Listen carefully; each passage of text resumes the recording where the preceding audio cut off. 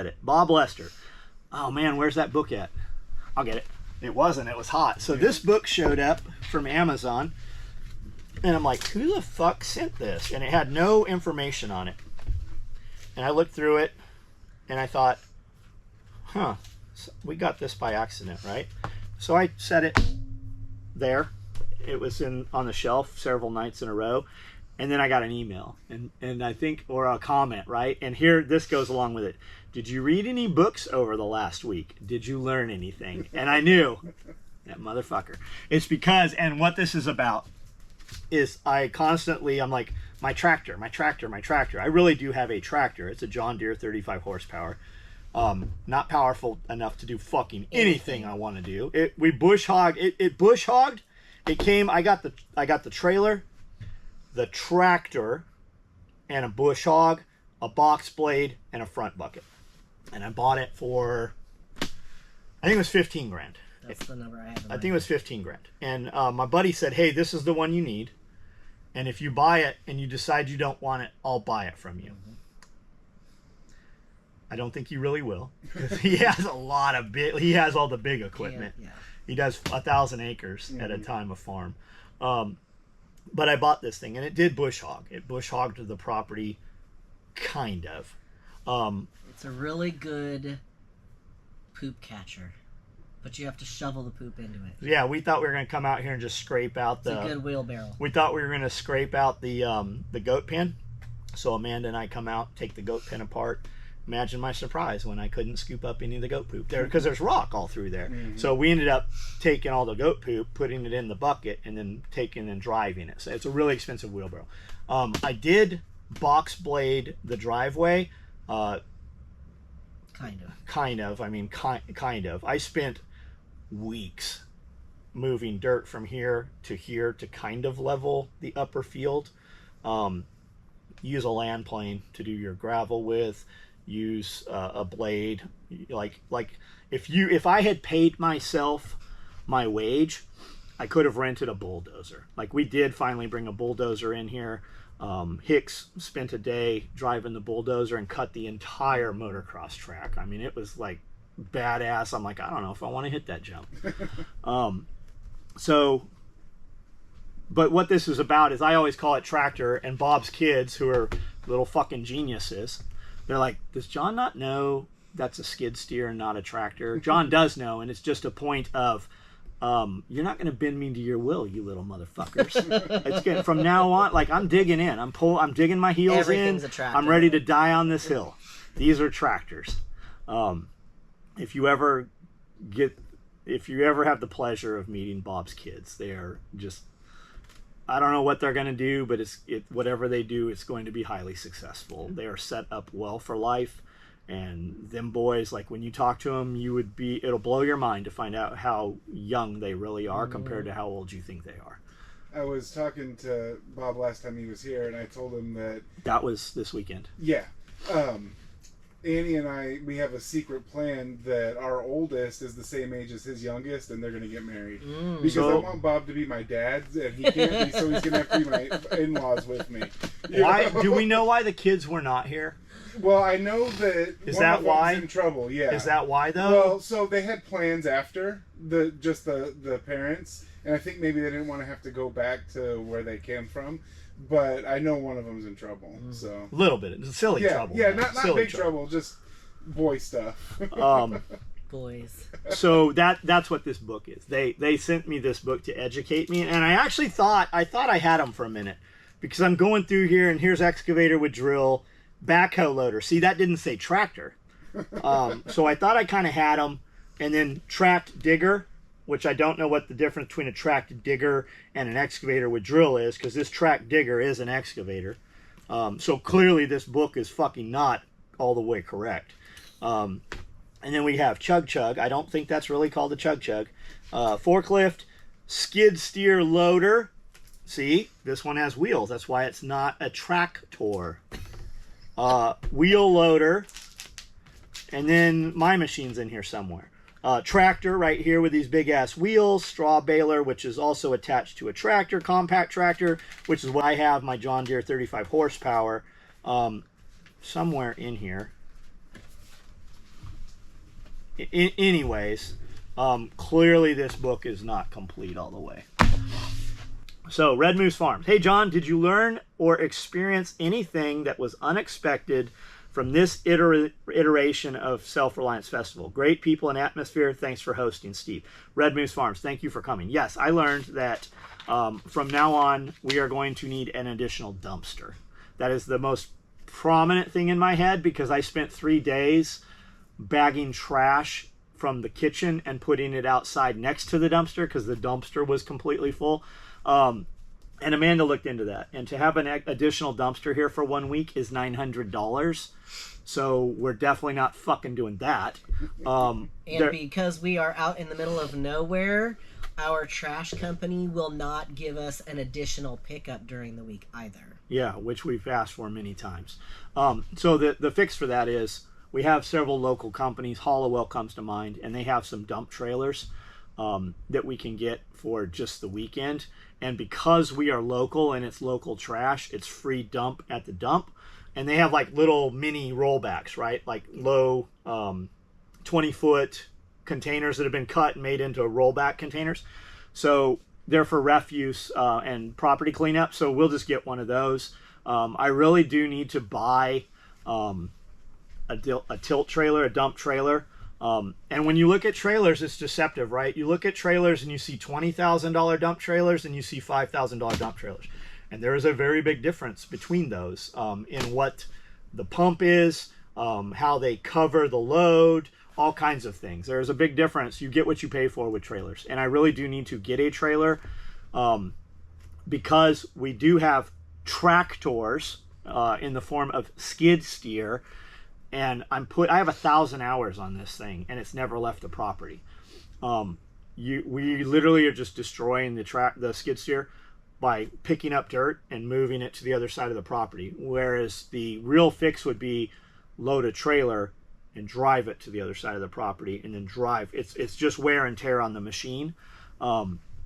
So I think that one of our next purchases will be a dump trailer, which will take care of the trash issue. That's really the only thing that came to mind. Do you have anything? I really don't. I think we had a really good turnout. I think things went very smoothly. I didn't notice any major hiccups or problems. I mean, it seemed to be really, really good this time. Anything come? You were here the whole time. Yeah, I mean, it seemed like it was more organized. I mean, it was never not organized, but this time seemed like it went very smooth. It just seemed to flow better. Yeah, exactly. Yeah. I think we just know what we're doing. Yeah. With the trailer, we might want to do a video, because you said you get what you pay for, and that's like something that I never thought of until I saw a video of you and Cody standing in front of Lowe's, and you were breaking down why this trailer was a piece of shit, and like you had all the reasons why, and that's something that people might not want to. Well, like if you go to Lowe's, Tractor Supply, Sam's Club right now, the beginning of the Kufus, they always had a few trailers. Trailers fucking disappeared because people were buying loads of shit to take home. It was important all of a sudden for people to have trailers. And now there's 20 trailers sitting in front of Sam's Club. They have plastic fenders. You have to have a fender by law to go on the road, right? Well, I stand on my fenders to get in the trailer. The plastic ones break. Their trailers, you can unpin the sides and take them off, which is nice if you need a flat trailer. But, I mean, we bought trailers to move from San Diego, and then the second time when she came back in from California, we paid $1,100 for the first trailer, $16 for the second. Those trailers are $5,000 now, $6,000. You'd be hard pressed to find a wood floor, metal beamed trailer with metal sides on it. All the trailers around here are all compression metal, right? Like all wire mesh. Yeah. You can't put a load on those things. See, that's the stuff that you were talking about, and it was like, I don't even know what it's called, but it's like the L bar instead of a solid piece of metal, and they all had wire on the ground instead of wood, and that might not be something. It's fine for moving lawnmowers, but you ain't putting. You're not putting gym equipment in it. Yeah, you're not putting wet wood mulch in there. Like we went to get firewood when we lived in the other house. We burned a lot of wood for 7 years. The heat and air set went out, so I'm like, let's just try the fireplace and see if we can make it through the winter. Let's test, right? We did 7 years with no heat or air in that house. So we did a lot of wood. We went to New Johnsonville and somebody had cut down a bunch of stuff. So we got all this wet wood. We filled the trailer up. When we went to drive away, the tires were flat. Like it literally to the ground flat. We had to take half the wood out of the trailer so that it would raise enough so we could drive home slowly.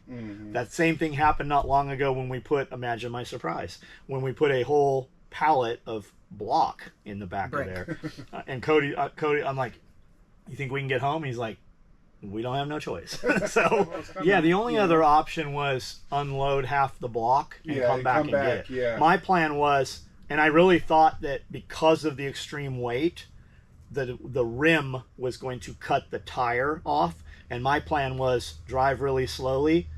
And once we get here, if the tires are cut off, we'll just go buy new wheels and tires. Like they're not, time-wise, it literally was cheaper for me to drag that back and destroy the tire than to unload it with mine and Cody's physical labor.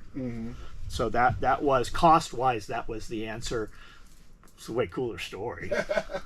I had a tire go out on the Range Rover, and halfway here, and I'm like, I'm just going to limp it there. But by the time I got back, the tire was, not only was the tire broken and flat, cut off, but it actually cracked the wheel on the Range Rover.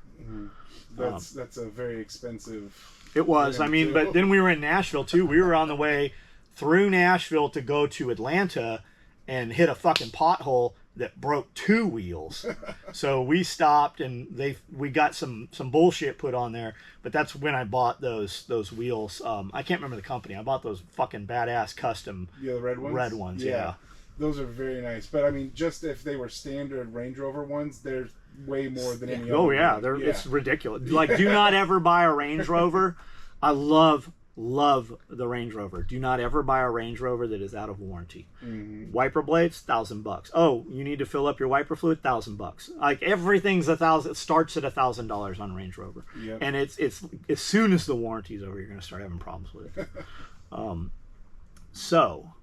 Aaron Kinder, it was nice meeting you at SRF, Self-Reliance Festival.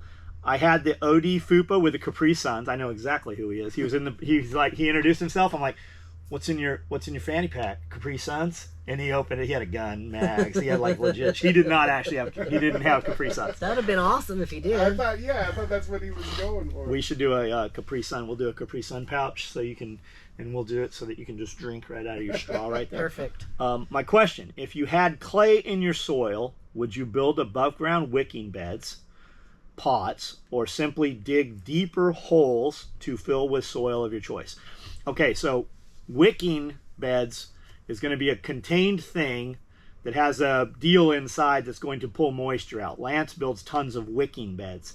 GrowTech, for you guys that don't know, look at GrowTech. They do wicking bed planters, and they do a conversion for a 5-gallon bucket, and they'll sell you their super duper 5-gallon bucket.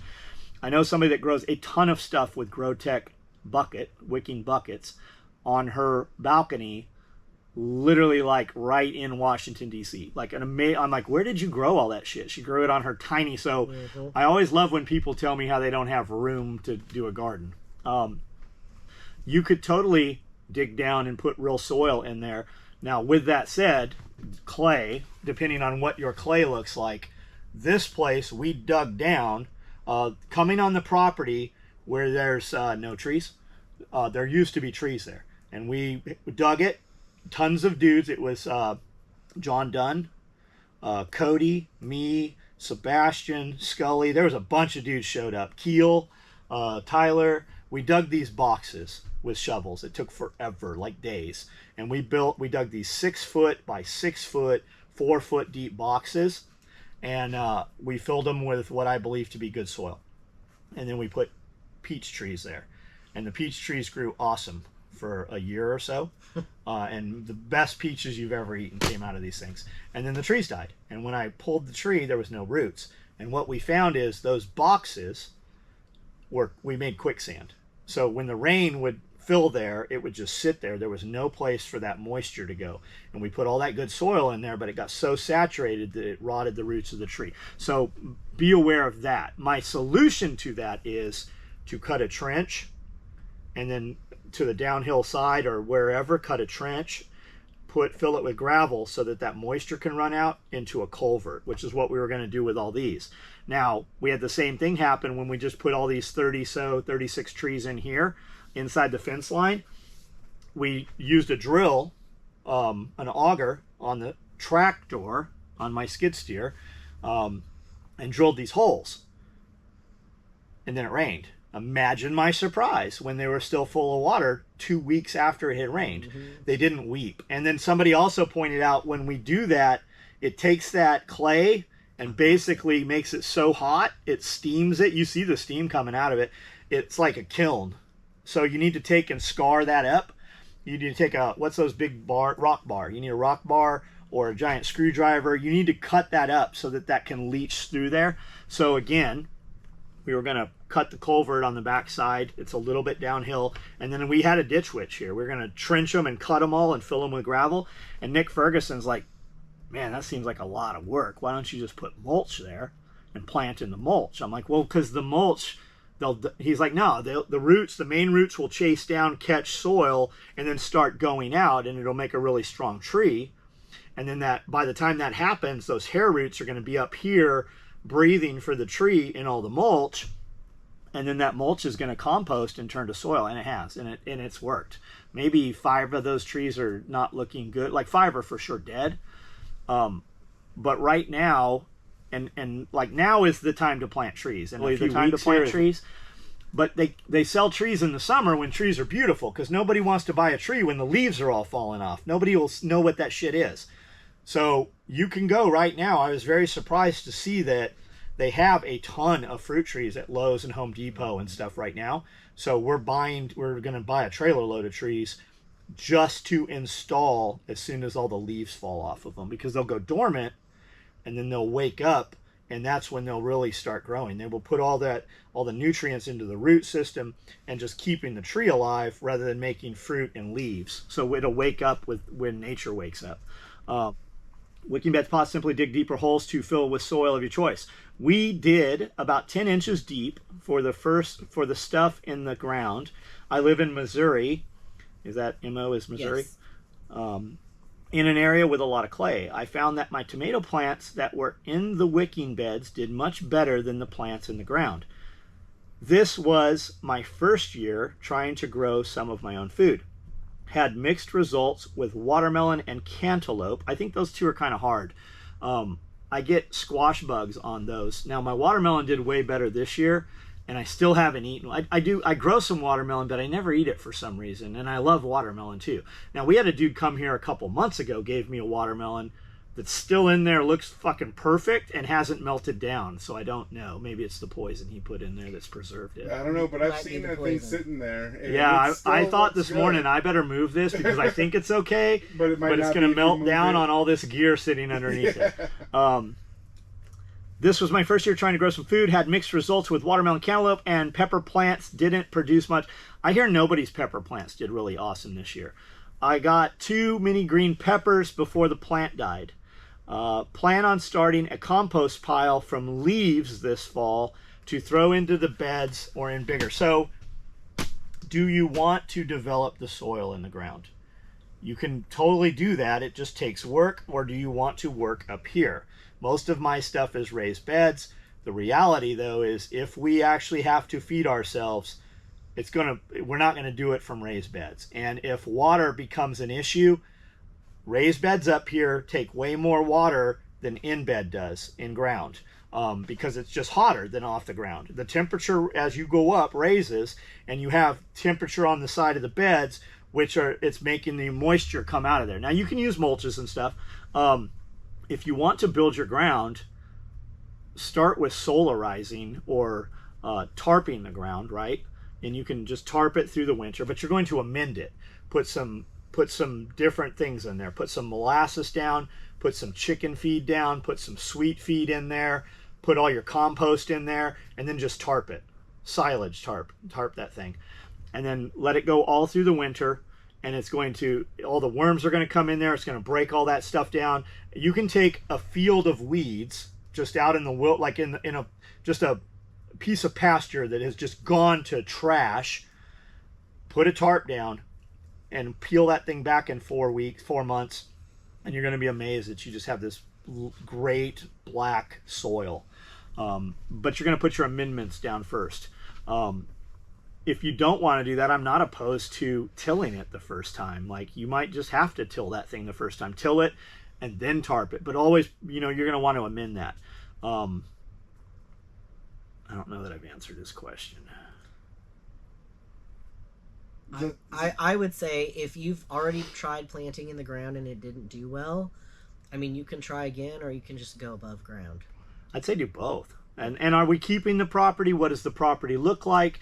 You're going to get some compost from the forest. That's awesome. You're going to definitely dig below the leaves, get some dirt. That's going to go in either way. That'll inoculate. That's going to inoculate before you tarp that soil. You can also solarize it, which is clear soil, which will super cook. The other thing this is also going to do is the heat and the moisture. It's going to sprout everything in that soil, and it's going to come up, and it's not going to be able to live. So you're never going to have a weed load there until the grass creeps in or the weeds blow in. The clear plastic, the solarizing, is going to super cook it. It's going to sprout, cook it to death. The black plastic, it's going to sprout, it's going to come up, get no sunlight, and it's going to die. It's going to do the same thing.